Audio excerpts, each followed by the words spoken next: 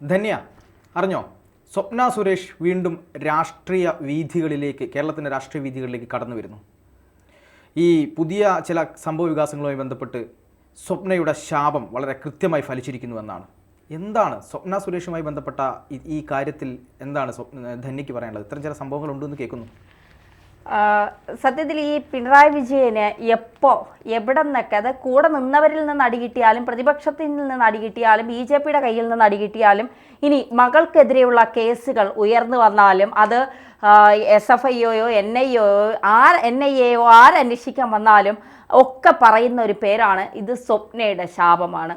സ്വപ്ന പിണറായി ഇങ്ങനെ ശപിച്ചിട്ടുണ്ട്, അതുകൊണ്ടാണ് പിണറായി ഈ അനുഭവിക്കുന്നതൊക്കെ എന്നാണ് പറയുന്നത്. എനിക്ക് തോന്നുന്നു രണ്ടാം പിണറായി സർക്കാർ അധികാരത്തിൽ വന്നതിന് ശേഷം മുഖ്യമന്ത്രി പിണറായി വിജയൻ സമാധാനത്തോടൊരു ദിവസം കിടന്നുറങ്ങി എന്ന് എനിക്ക് തോന്നുന്നില്ല. കാരണം എല്ലാ തരത്തിലുള്ള അഴിമതികളും, ഈ ക്യാമറ വച്ചതിൻ്റെ ഉൾപ്പെടെയുള്ള അഴിമതികൾ, സ്വർണ്ണക്കടത്ത് കേസുമായി ബന്ധപ്പെട്ട അഴിമതികൾ, സ്പ്ലിങ്ങർ വിവാദം, മുഖ്യമന്ത്രിയുടെ മകളുടെ എക്സാലോജിക്കുമായി ബന്ധപ്പെട്ട വിവാദം, അങ്ങനെ വിവാദങ്ങളുടെ ഒരു കൊടുമുടിയിലാണ് പിണറായിയും മകളും കുടുംബവും ഒക്കെ നിൽക്കുന്നത് എന്നുള്ളത് നമുക്ക് എല്ലാവർക്കും അറിയാവുന്ന കാര്യമാണ്. ഇപ്പോൾ വീണ വിജയനുമായി ബന്ധപ്പെട്ട കേസുകൾ എവിടെ എത്തി, അതെല്ലാം തനിക്കറിയാം, തൻ്റെ കയ്യിൽ അതുമായി ബന്ധപ്പെട്ട വിവരങ്ങളെല്ലാം ഉണ്ട്. എക്സാലോജിക്കിനെതിരെ ആദ്യമായി ഒരു ആരോപണം ഉന്നയിച്ച് രംഗത്തെത്തിയതും സ്വപ്ന സുരേഷാണ്. നോക്കൂ പാർത്താൻ, ഈ സ്വപ്ന സുരേഷ് എന്ന് പറയുന്ന ഒരു സ്വർണ്ണക്കടത്തുമായി ബന്ധപ്പെട്ടാണ് നമ്മൾ ആ പേര് കേട്ടു തുടങ്ങിയത്. സ്വപ്ന സുരേഷിന്റെ പുറകെ ചേസ് ചെയ്ത് പിടിച്ച മാധ്യമങ്ങളെ ഒക്കെ നമ്മൾ കണ്ടതാണ്. സ്വപ്ന സുരേഷ് ഒളിഞ്ഞിരുന്നു കൊണ്ട് പല മാധ്യമങ്ങൾക്കും പിന്നെ ബൈറ്റ് കൊടുത്തതൊക്കെ ആ സമയത്ത് വലിയ വൈറലായിരുന്നു. അതൊക്കെ ജനങ്ങൾക്ക് അറിയാവുന്ന കാര്യങ്ങളാണ്. പക്ഷേ ഈ സമയത്ത് ഇപ്പോൾ അൻവർ പിണറായിയുടെ പുക കാണാനായി ഇറങ്ങി തിരിച്ചിരിക്കുന്ന ഒരു സമയമാണ്. അതായത് ആഭ്യന്തര വകുപ്പിനിട്ട് കൊടുക്കുന്ന ഓരോ കൊട്ടും കൊള്ളുന്നത് പിണറായി വിജയനാണ്. ADGP അജിത് കുമാറിനെ മാറ്റാതെ അവിടെ തന്നെ ഇരുത്തിക്കൊണ്ടുള്ള പിണറായിയുടെ പോക്ക്, സുജിത് ദാസിനെ സ്ഥലം മാറ്റിക്കൊണ്ടുള്ള ഒരു സംരക്ഷണം, P ശശിയെയും അത്തരത്തിൽ സംരക്ഷിക്കുന്ന ഒരു നിലപാട്, ഇതൊക്കെ പാർട്ടിക്കകത്ത് തന്നെ വലിയ ഭിന്നതകൾ പുകയുന്നുണ്ട് എന്നുള്ളത് യാഥാർത്ഥ്യം തന്നെയാണ്. മാത്രമല്ല PV അൻവറിനെ സംബന്ധിച്ചിടത്തോളം PV അൻവറിന്റെ കയ്യിൽ പിണറായിയെ കൊടുക്കാനും ADGP അജിത് കുമാറിനെ കൊടുക്കാനും അല്ലെങ്കിൽ P ശശിയെ സംബന്ധിക്കുന്നതും ഒക്കെ വിവരങ്ങൾ അൻവറിന്റെ ഉണ്ട്. അൻവർ കൃത്യമായി കാര്യങ്ങൾ അന്വേഷിച്ച് കണ്ടെത്തിയതിനു ശേഷം പുറത്തു പറയുന്ന ഒരാളാണ്. അതുകൊണ്ടാണ് അൻവറിനെ ഇപ്പോ ഹീറോയായി പലരും, ഹീറോ പരിവേഷം കിട്ടിയാണ് അൻവറിനെ പലരും പറയുന്നത്. ഇനി ഈ കാര്യങ്ങളൊക്കെ എങ്ങോട്ട് പോകും, ഇത് കാത്തിരുന്ന് കാണേണ്ട ഒരു കാര്യം തന്നെയാണ്. കാരണം പിണറായി ഈ ഒരു കാര്യത്തിൽ വ്യക്തമായ തീരുമാനം എടുക്കാതിരിക്കുമ്പോൾ, അൻവറിനെ തള്ളിക്കൊണ്ട് പിണറായി രംഗത്തെത്തുമ്പോൾ ഇതൊരു തള്ളൽ തന്നെയാണ്. കാരണം ഈ അൻവർ പറഞ്ഞ രീതിക്കൊന്നും കാര്യങ്ങൾ മുന്നോട്ട് പോയിട്ടില്ല. എല്ലാവരെയും സംരക്ഷിക്കുന്ന നിലപാട് പിണറായി എടുക്കുന്നു. തലകൾ ഉരുളുമോ എന്ന് ചോദിച്ചാൽ ഒരു തലയും ഉരുളാനില്ല. കാരണം അൻവർ ഇനി എന്തൊക്കെ തെളിവ് കൊണ്ടുവന്നാലും പിണറായിയുടെ വിശ്വസ്തർക്കെതിരെ പിണറായി ഒരു ചെറുവിരൽ അനക്കില്ല. അത് അൻവറിനെ തിരിച്ചടിയാകുമ്പോൾ അൻവർ ഇനി വാ തുറന്ന് എന്തൊക്കെ പറയുമെന്നുള്ള ഒരു ചോദ്യം അവിടെ നിലനിൽക്കുന്നു. അത് വളരെ കൃത്യമായ ഒരു ചോദ്യം തന്നെയാണ്. പക്ഷേ ഈ അങ്ങനെ പറയുന്ന സമയത്ത് പോലും ഈ സ്വപ്ന സുരേഷുമായി ബന്ധപ്പെട്ട് എന്താണ്, ഞാൻ കഴിഞ്ഞ ദിവസം ഒരു ട്രോള് കണ്ടതായിരുന്നു. കാര്യം ഈ കേരളത്തിൽ എന്താണ് ഈ സുധാകരനുമായി ബന്ധപ്പെട്ട് ഉണ്ണിത്താനും സുധാകരനുമായി ബന്ധപ്പെട്ട് ചില വെളിപ്പെടുത്തലുകൾ വന്നു. അതായത് അദ്ദേഹത്തിന്റെ കസേരയുടെ അടിയിൽ, രാജ്മോഹൻ ഉണ്ണിത്താൻ, അദ്ദേഹത്തിന്റെ കസേരയുടെ അടിയിൽ, സുധാകരന്റെ കസേരയുടെ അടിയിൽ പോലും കൂടോത്രമുണ്ട്. കോഴിത്തലയും കൂടോത്രവും മന്ത്രവാദി കണ്ടെത്തി. ഈ കുറെ പ്രശ്നങ്ങൾ അദ്ദേഹത്തിന് വന്ന സമയത്ത് ഒരാളെ പോയി കാണുകയും അദ്ദേഹം പറഞ്ഞതനുസരിച്ച് കുഴിച്ചു നോക്കുമ്പോൾ ഇത് കണ്ടു. ഈ KPCC ഓഫീസിൽ വരെ കണ്ടു എന്നാണ് പറഞ്ഞത്. അതേ സാധനം അതേ സംഗതി എന്തായിട്ടുണ്ട്, ഈ DK ശിവകുമാർ കേരളത്തിലെ ഒരു വലിയ ക്ഷേത്രത്തിൽ തന്റെ പഠനത്തിന് വേണ്ടി വലിയൊരു എന്താണ് ഒരു ആഭിചാരം നടന്നിട്ടുണ്ട് എന്ന രീതിയിൽ പ്രതികരിക്കുന്നത് നമ്മൾ കണ്ടു. ഇങ്ങനെ ഒരു വലിയ രീതിയിൽ കൂടോത്രം ഒരു ചർച്ചയായ സമയമായിരുന്നു. ഇപ്പൊ കഴിഞ്ഞ ദിവസം ഞാൻ കണ്ട ട്രോള് എന്ന് പറയുന്നത് സ്വപ്ന കാര്യമായി എവിടെയോ പോയിട്ടൊരു കൂടോത്രം പിണറായിക്ക് ചെയ്തിട്ടുണ്ട് എന്ന് തന്നെയാണ് ആ ട്രോളിൽ ഞാൻ കണ്ടത്. സത്യം പറയുകയാണെങ്കിൽ അത്ര ഒരു കൂടോത്രമൊക്കെ ഉണ്ടെങ്കിൽ അത് സ്വപ്നം ചെയ്തിട്ടുണ്ടായിരിക്കും എന്നാണ് ഞാൻ വിശ്വസിക്കുന്നത്. കാരണം ആ സ്ത്രീയെ അത്രമാത്രം എന്താണ് എല്ലാവരും കൂടെ ദ്രോഹിച്ചിട്ടുണ്ട് എന്നാണ് ഞാൻ മനസ്സിലാക്കുന്നത്. കാരണം അവരൊരു സ്ത്രീയാണ് എന്ന് പോലെ പരിഗണന പോലും അവർക്ക് കൊടുത്തിട്ടില്ല. തീർച്ചയായിട്ടും ഇപ്പൊ ഈ ഹേമ കമ്മിറ്റി റിപ്പോർട്ടൊക്കെ വന്നപ്പോൾ സ്ത്രീകൾക്ക് വേണ്ടി ഇത്രയും സംരക്ഷണം ഒരുക്കുന്നവർ ഈ സ്വപ്ന എന്ന് പറയുന്ന സ്വർണ്ണക്കടത്തുമായി ബന്ധപ്പെട്ട സ്ത്രീയെ വലിയ രീതിയിൽ മാധ്യമങ്ങൾ ഉൾപ്പെടെ ടോർച്ചർ ചെയ്തപ്പോൾ എന്തുകൊണ്ട് അവരെ സംരക്ഷിക്കാനുള്ള ഒരു നിലപാട്? കാരണം അവർ പറഞ്ഞ കാര്യങ്ങൾ, അവർ പല നേതാക്കന്മാർക്കെതിരെയും CPM പല നേതാക്കന്മാർ പിമാർക്കെതിരെയും വാട്സപ്പ് ചാറ്റ് ഉൾപ്പെടെയാണ് അവർ തനിക്കെതിരെ ലൈംഗിക ആരോപണങ്ങൾ അല്ലെങ്കിൽ തനിക്കെതിരെ ലൈംഗികമായി തന്നെ അപ്രോച്ച് ചെയ്തു എന്ന് പറഞ്ഞുകൊണ്ട് അവർ പുറത്തുവിട്ടത്. മൂന്നാറിൽ നല്ല കുളിരാണ്, മൂന്നാറിൽ നല്ല തണുപ്പാണെന്ന് ഇദ്ദേഹം പറഞ്ഞു കൊടുത്തിട്ട് വേണം സ്വപ്ന സുരേഷിന് അറിയാൻ എന്നുള്ളതാണ് മറ്റൊരു യാഥാർത്ഥ്യം.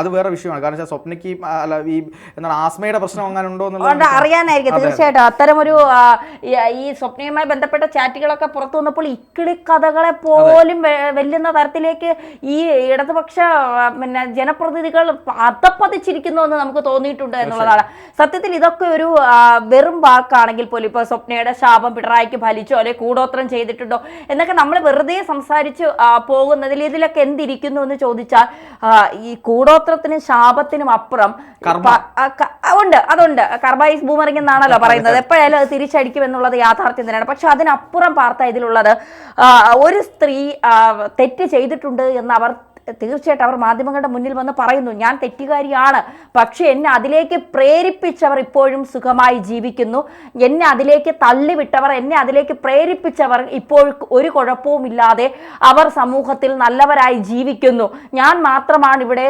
തെറ്റുകാരിയായത് എന്ന് പറയുമ്പോൾ അവരെ പ്രേരിപ്പിച്ച കുറെ പേരുണ്ടല്ലോ. ഏറ്റവും പ്രധാനപ്പെട്ട ഒരു പോയിന്റാണ് ധന്യ ഇപ്പൊ പറഞ്ഞത്. കാര്യം അവർ പറയുന്നുണ്ട്, ഞാൻ തെറ്റുകാരിയാണെങ്കിൽ അങ്ങനെ തെറ്റിലേക്ക് എന്നെ നിർബന്ധിച്ച് ചെയ്യിച്ചതാണ് പല കാര്യങ്ങളും. ഈ രാഷ്ട്രീയ ഉന്നതന്മാരടക്കമുള്ള പല ആളുകളും എന്നെ കൊണ്ട് പലതും ചെയ്യിച്ചു. പക്ഷെ അന്വേഷണം അവരിലേക്ക് പോകുന്നില്ല. ഒരു സ്ത്രീ ആയി നിൽക്കുന്ന ഈ സ്വപ്നയിലേക്ക് മാത്രമാണ് പോകുന്നത്. ചില ഇക്കിളി കഥകൾ പറഞ്ഞുണ്ടാക്കുക, അവരുടെ മറ്റ് പല കാര്യങ്ങളും അവരെ ബന്ധപ്പെട്ട പല കാര്യങ്ങളും അങ്ങനെ ഇവർ അതായത് ഈ പറഞ്ഞ പോലെ സെക്സുമായി ബന്ധപ്പെട്ട് അവരെ കലർത്തിക്കൊണ്ട് അവരെ ആക്ഷേപിക്കാനുള്ള ശ്രമമായിരുന്നു നടന്നത്. അതുമായിട്ട് പാർത്ത ആ സമയത്ത് ശ്രദ്ധിച്ചായിരുന്നു. അവർ കൃത്യമായി തങ്ങളുടെ നിലപാടുകൾ അവർ വ്യക്തമാക്കി. അവർ കൃത്യമായ എന്താ പറയുക, അവരുടെ കയ്യിലുള്ള തെളിവുകൾ കൃത്യമായി അവർ അന്വേഷണ ഏജൻസിക്ക് കൈമാറിയിട്ടുണ്ട്. ബിരിയാണി ചെമ്പിന്റെ കാര്യവും ബിരിയാണി ചെമ്പ് കൊണ്ടുവന്നതിന്റെ കഥയും ഒക്കെ കൃത്യമായി തെളിവുകൾ ഉൾപ്പെടെയാണ്. മുഖ്യമന്ത്രിയുടെ വീട്ടിലെ CCTV കംപ്ലൈന്റ് ആയി എന്ന ആ സമയത്ത് CCTV പരിശോധിക്കുമെന്ന് പറഞ്ഞപ്പോൾ പിണറായി പറഞ്ഞു എന്റെ വീട്ടിലെ CCTV കംപ്ലൈന്റ് ആയെന്ന്. അപ്പൊ അത്തരം കാര്യങ്ങൾ കൃത്യമായ തെളിവോടുകൂടിയാണ് അവർ വ്യക്തമാക്കിയിരിക്കുന്നത്. എന്നിട്ട് പോലും ഈ അന്വേഷണ ഉദ്യോഗസ്ഥർ ഒത്തുകളിക്കുകയാണ് എന്ന് മാത്രമേ പറയാൻ സാധിക്കൂ. കാരണം അവർ വിശ്വസിച്ചേൽപ്പിച്ച തെളിവുകൾ എവിടെ? അവർ പലർക്കുമെതിരെ നടത്തിയ ആരോപണങ്ങൾ, അതിന്റെ നിജസ്ഥിതി അറിയാൻ കേരളത്തിലെ ജനങ്ങൾക്ക് താല്പര്യമുണ്ട്. അപ്പോൾ അതൊക്കെ എവിടെ എന്നുള്ളൊരു ചോദ്യം ഇപ്പോഴും ബാക്കിയാക്കി നിൽക്കുന്നു. സ്വപ്നയെ മൊഴിയെടുക്കാൻ വിളിച്ചിട്ടുണ്ട്, ചോദ്യം ചെയ്യാൻ വിളിച്ചിട്ടുണ്ട്. അപ്പോൾ സ്വപ്ന പറഞ്ഞ കാര്യങ്ങളുടെ നിജസ്ഥിതി എന്താണ്? ഇതൊക്കെ ചോദിക്കാൻ കേരളത്തിലെ ജനങ്ങൾക്ക് അവകാശമുണ്ട്, അറിയാൻ കേരളത്തിലെ ജനങ്ങൾക്ക് അവകാശമുണ്ട്. കാരണം ജനങ്ങൾ തിരഞ്ഞെടുത്തൊരു സർക്കാരിനെതിരെയാണ് ഒരു സ്ത്രീ വന്ന ആരോപണം ഉന്നയിക്കുന്നത്. സ്വർണ്ണക്കടത്ത് കേസ് എന്നൊക്കെ പറഞ്ഞാൽ രാജ്യവിരുദ്ധ കേസാണ്. അതൊന്നും നമ്മൾ ചിന്തിക്കുന്നതിൽ അപ്പുറമാണ്. അതിൽ ഒരു സംസ്ഥാനം ഭരിക്കുന്ന ഒരു പാർട്ടി ഉണ്ട് എന്ന് പറയുമ്പോൾ ആ പാർട്ടിയിലെ ഉന്നതരായ നേതാക്കൾ, മുഖ്യമന്ത്രി അടക്കമുള്ളവരുടെ പേരുകൾ അത്തരത്തിൽ പരാമർശിച്ചിട്ടുണ്ടെങ്കിൽ തീർച്ചയായിട്ടും അത്തരം കാര്യങ്ങൾ പുറത്തു വരേണ്ടതുണ്ട്. അത് എന്തുകൊണ്ടാണ് അമാന്തിക്കുന്നത്? കേന്ദ്രവും സംസ്ഥാനവും തമ്മിലുള്ള ഒത്തുകളിയാണോ ഈ അന്വേഷണങ്ങൾ, ഇത്തരം അന്വേഷണങ്ങൾ പുറത്തു വരാത്തതിന്റെ കാരണം എന്നൊക്കെയുള്ളത് നമ്മൾ ചോദ്യചിഹ്നമായി ഇപ്പോഴും കിടക്കണം. അതിനിടയിൽ നമ്മൾ പറഞ്ഞു പോകുന്നതാണ് ഇത് സ്വപ്നയുടെ ശാപം. കാരണം പിണറായി ഇപ്പോൾ അൻവറിനെ വച്ചിട്ടാണ് പിണറായി അനുഭവിച്ചു കൊണ്ടിരിക്കുന്നത്. കാരണം ഒരുവിധം സമാധാനത്തോടെ അടുത്ത തിരഞ്ഞെടുപ്പിനെ എങ്ങനെ നേരിടാം, അടുത്ത തിരഞ്ഞെടുപ്പിൽ എന്ത് കൊടുത്ത് ജനങ്ങളെ പറ്റിക്കാം, അവരുടെ കണ്ണിൽ പൊടിയിടാം, അവരെ ഏത് തരത്തിൽ കയ്യിലെടുക്കാം എന്നൊക്കെ പറഞ്ഞ് ചിന്തിച്ചിരിക്കേണ്ട സമയത്താണ്. കാരണം അതിൻ്റെ സമയം അതിക്രമിച്ചു കഴിഞ്ഞു. ആ സമയത്താണ് അൻവർ, എനിക്ക് തോന്നുന്നു അൻവറിന് പിണറായിയോട് എന്തോ വൈരാഗ്യമുണ്ട്. ആ വൈരാഗ്യമാണ് ഇത്തരത്തിൽ ആഭ്യന്തര വകുപ്പിനിട്ട് കൊട്ടുകൊടുത്തുകൊണ്ട് തീർത്തത്. അല്ലാതെ അൻവർ ADGPക്കെതിരെയും ശശിക്കെതിരെ ഒന്നുമല്ല. അൻവർ കളിക്കുന്നത് പിണറായിക്കെതിരെ തന്നെയാണെന്നുള്ള കാര്യത്തിൽ ഒരു സംശയവും വേണ്ട. തീർച്ചയായും പിണറായിക്കെതിരെ തന്നെയാണ് അൻവർ കളിക്കുന്നത്, ഒരു സംശയമില്ല. ഈ കഴിഞ്ഞ ദിവസം ഒരു പത്രവാർത്ത, അതായത് പത്രവാർത്ത മാത്രമല്ല, ഇത്തരം ഒരു സംഗതി വന്ന സമയത്ത് ഈ പല അതായത് കോൺഗ്രസിന്റെ ചില സൈബർ ഗ്രൂപ്പുകളിലൊക്കെ ഞാൻ കണ്ട കാര്യമാണ്. സരിതയും സ്വപ്നയും അതുപോലെ തന്നെ ഇറങ്ങി ഈ കോൺഗ്രസ് നേതാക്കൾക്ക് എതിരെ, അതായത് കഴിഞ്ഞ ദിവസം എന്താണ് സിമി റോസ്ബെൽ ജോൺ എന്ന് പറയുന്ന കാസ്റ്റിംഗ് കൗച്ച് ആരോപിച്ചപ്പോൾ ഈ സ്വപ്നയെയും സരിതയും ചേർത്ത് വെച്ചുകൊണ്ടാണ് ഈ ട്രോളുകൾ ഇറങ്ങിയത്. യഥാർത്ഥത്തിൽ ഈ സരിതയോടൊപ്പം ചേർത്ത് വെക്കാൻ പറ്റുന്ന ഒരു പേരാണോ സ്വപ്ന എന്നുള്ളത്? ഒരിക്കലും അല്ല. കാര്യം എന്താണെന്ന് വെച്ചാൽ ഈ സ്വപ്നയുടെ ഈ പറയുന്ന പോലെ ഇക്കിളിപ്പെടുത്തുന്ന കഥകളോ ആ ഒരു മസാല കഥകളോ ഒന്നും അല്ല യഥാർത്ഥത്തിൽ സ്വപ്നയുടെ കാര്യം സംഭവിച്ചത്. അവരും ശിവശങ്കറും തമ്മിൽ കുറച്ച് ബന്ധം ഉണ്ടായിരുന്നു എന്നുള്ളത് ശരി തന്നെയാണ്. അത് അവരുടെ അന്വേഷിക്കേണ്ട കാര്യം ആർക്കുമില്ല. മറ്റാരുമായി ബന്ധപ്പെട്ടൊന്നും അത്തരം കഥകളില്ല. അവരെ യഥാർത്ഥത്തിൽ ഒരു എന്താണ് എംബസിയിലെ ഉദ്യോഗസ്ഥ അല്ലെങ്കിൽ അതുമായി ബന്ധപ്പെട്ട് ജോലി ചെയ്യുന്ന ഉദ്യോഗസ്ഥ എന്ന നിലയിൽ അവരെ ചില രാഷ്ട്രീയ പ്രമാണിമാർ കൃത്യമായി ഉപയോഗിച്ചതിന്റെ പേരിലാണ് അവരുടെ ലക്ഷ്യങ്ങൾ നേടാൻ അവരെ കൃത്യമായി ഉപയോഗിച്ചു. ഈ ലക്ഷ്യം നേടാൻ ഉപയോഗിച്ചവർ കൂടെ ഉണ്ടാകും എന്നുള്ള ഒരു പ്രതീക്ഷയിലാണ് അവർ ചെയ്തു കൊടുത്തത് പല കാര്യങ്ങൾ, വഴിവിട്ട പല കാര്യങ്ങൾ. പക്ഷേ പിന്നീടാണ് അവർക്ക് മനസ്സിലായത് താൻ ഒറ്റപ്പെട്ടു. ഈ ലക്ഷ്യം നേടിയവരൊക്കെ വലിയ വലിയ ആൾക്കാരായിരുന്നു, അവർക്ക് പല ബന്ധങ്ങളുണ്ട്, അവരെ ഒന്ന് തൊടാൻ പോലും ഒരു അന്വേഷണ ഏജൻസികൾക്കും കഴിയില്ല.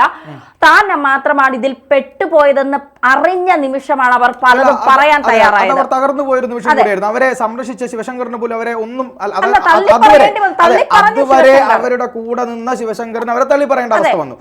അദ്ദേഹത്തിന്റെ അവസ്ഥ പോലും വളരെ പരിതാപകരമായി എന്ന് നമുക്ക് കൃത്യമായിട്ട് പറയേണ്ടി വരും. പക്ഷേ ഇങ്ങനെയൊക്കെ നിൽക്കുന്ന സമയത്ത് പോലും ഇപ്പോൾ വന്ന കാര്യങ്ങൾ കൃത്യമായി അന്ന് സ്വപ്ന അനുഭവിച്ച കാര്യങ്ങൾക്കുള്ള ഒരു പ്രതിഫലനം പോലെ അല്ലെങ്കിൽ ഒരു തിരിച്ചടി പോലെ എന്ന് നമുക്ക് പറയാൻ സാധിക്കുന്നത് കുറെ നാള് വീണ വിജയനുമായി ബന്ധപ്പെട്ട വാർത്തകൾ വീണ വിജയനെ വലിയ രീതിയിൽ ബുദ്ധിമുട്ട് ഉണ്ടാക്കിയിട്ടുണ്ട്. വീണ വിജയനെതിരെ അന്വേഷണ ഏജൻസികൾ എത്തുന്നു, വീണയെ ചോദ്യം ചെയ്യുമെന്ന് പറയുന്നു, വീണ ചെന്നൈയിലെത്തി SFIയുടെ ഓഫീസിൽ ഹാജരായി എന്ന് പറയുന്നു.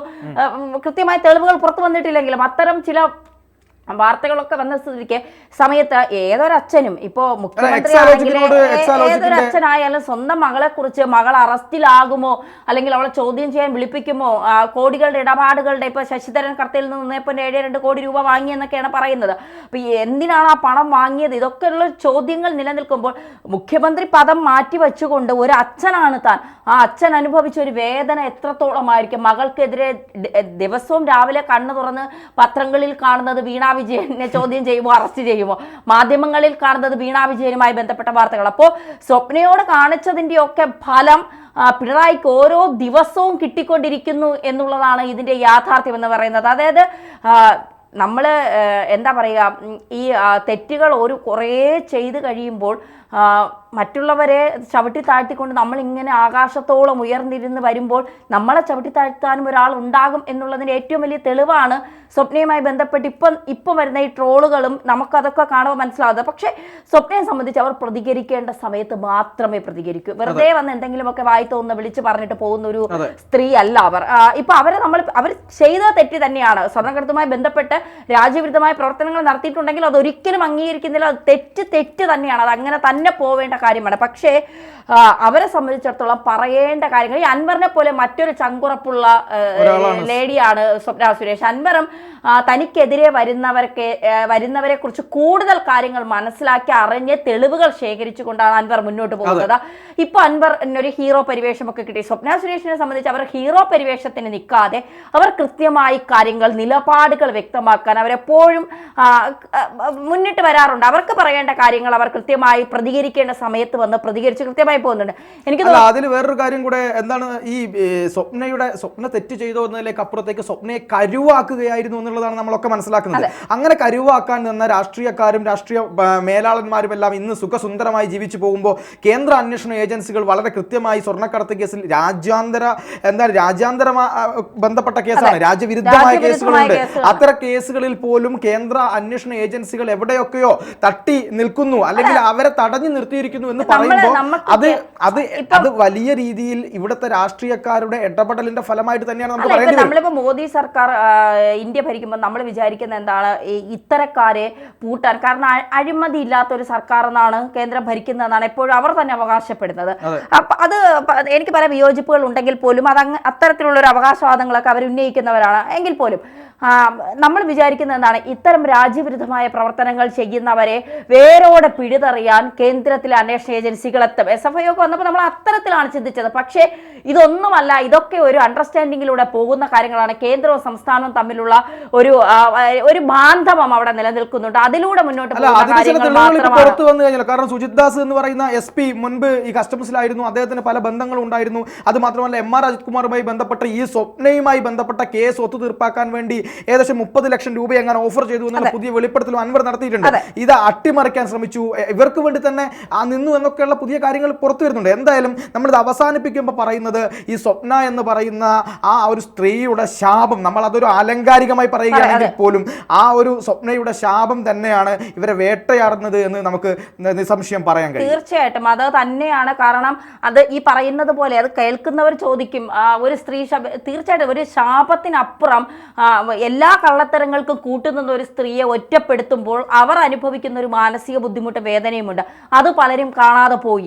ആ കാണാതെ പോയതിന്റെ ഫലമാണ് രണ്ടാം പിണറായി സർക്കാർ ഈ വിഷയം വന്നതിന്, സ്വർണ്ണക്കടത്തുമായി ബന്ധപ്പെട്ട വിഷയം വന്നതിന് ശേഷം മുഴുവൻ അനുഭവിച്ചുകൊണ്ടിരിക്കുന്നതെന്ന് പറയാതിരിക്കാൻ. ഇവരുടെ ഡോറിൽ മുട്ടിയ നേതാക്കളെ കൂടി ഈ കേസെടുക്കാൻ ഇവിടുത്തെ ആളുകൾ തയ്യാറാവുന്നില്ല. അത് ചർച്ച ചെയ്യാൻ മാധ്യമങ്ങൾക്കും ധൈര്യമില്ല. അത് പാർത്ത അത് മുട്ടിയതിന് ഇപ്പൊ 19, 17 ഒക്കെ നമുക്ക് പറയാം. സ്വപ്നയുടെ വാതിൽ മുട്ടിയതിന് എണ്ണമില്ല. അതുകൊണ്ട് നമുക്ക് അതിന്റെ എണ്ണം പറഞ്ഞ് സംസാരിക്കാൻ കഴിയില്ല. അതാണ് യാഥാർത്ഥ്യം. തീർച്ചയായും.